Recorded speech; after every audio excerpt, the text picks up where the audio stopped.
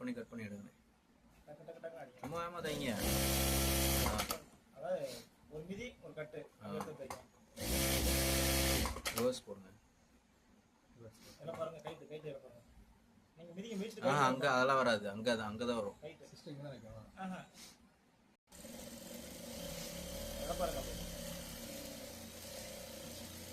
கையில கூட கிடையாது. நூல் மட்டும் கட் பண்ணிக்கலாம் மட்டும்தான்